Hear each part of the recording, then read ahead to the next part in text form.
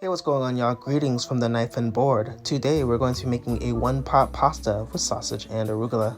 This dish is a quick and simple pasta dish cooked with chicken stock to form a creamy and velvety sauce.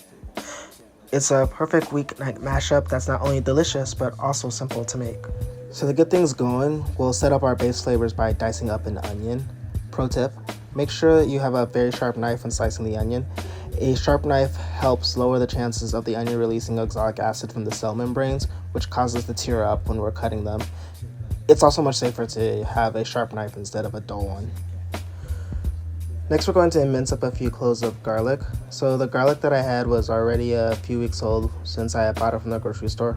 When I cut into them, there were a few with the green stem on the inside. If we were using garlic in a raw dish, this is something we would want to remove. It doesn't necessarily affect the flavors of a cooked dish like what we're doing, but for the sake of passing on knowledge that I didn't know previously, we're going to go ahead and remove that stem. And from there, we'll just give this a mince and then set the garlic off to the side. Optionally, we're then going to zest and juice a lemon, which is going to be added toward the end of this dish. So I have some ground spicy pork sausage that I removed from its casings. This next step is optional, but I'm removing the sausage from the casings and pulling them apart, so I'll have an easier time breaking up the sausage when I start the browning process. So here's a quick glimpse at most of our mise en place. I'm going to be using a campanelli pasta, which is like a short and curled ribeye pasta. It was what was available to me at my grocery store. Most recipes I've seen call for orecchiette. However, you can use any short noodle pasta that you'd like. Also, feel free to substitute turkey sausage instead of pork, and you can also use broccoli rabe or spinach in place of arugula. Moving on, we're going to start by preheating a non-stick pan and coating it with an oil of your choosing. I'm using grapeseed oil. To my left, there is a pot of simmering chicken stock, which will be added once I've cooked my sausage and onions. Once that pan is hot, we'll add the ground sausage and start to brown it. We really want to commit to this because it will create deep flavors in the dish once it's finished. Take your time. It's not a step that you want to skip. Ideally, for a dish like this, I would want to use a deep, wide bottom pan.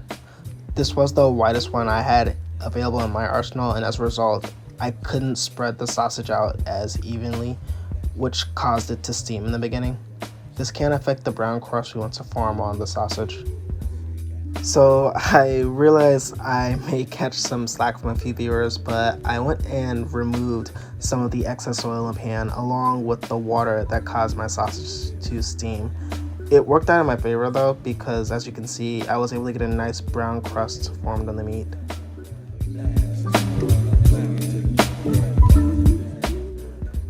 Once we've achieved beautiful brown flavors, we're adding the diced onion and we'll cook it until it's soft and golden. Next, we'll throw in some red pepper flakes. I like it spicy. And the minced garlic that we chopped earlier, and we'll cook everything until it becomes aromatic. From there, we can add the campanelli pasta and begin spooning in a few ladles of the hot chicken stock that we had reserved off to the side. Once a few ladles of that stock is in, we'll give it a stir every minute or two. When most of the stock is reduced, we'll add a few more ladles and repeat the process. We'll continuously add stock and stir and repeat until the pasta is 9/10 of the way cooked through, or it is al dente. We're also making sure to check for seasoning along the way.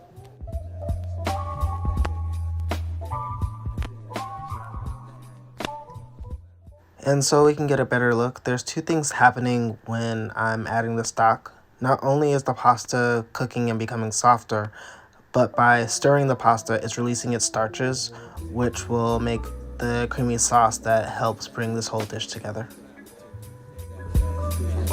Once the pasta is mostly cooked through, we're going to add the arugula, lemon juice, and zest, which is going to really help with brightening up this dish. We're just going to mix it all in until the arugula is wilted down. And then lastly, we're going to do a bit of a sneaky trick by adding freshly grated Parmesan and a generous drizzle of olive oil. And from there, we're just going to go to town and whip the crap out of this until it's all emulsified and luxurious.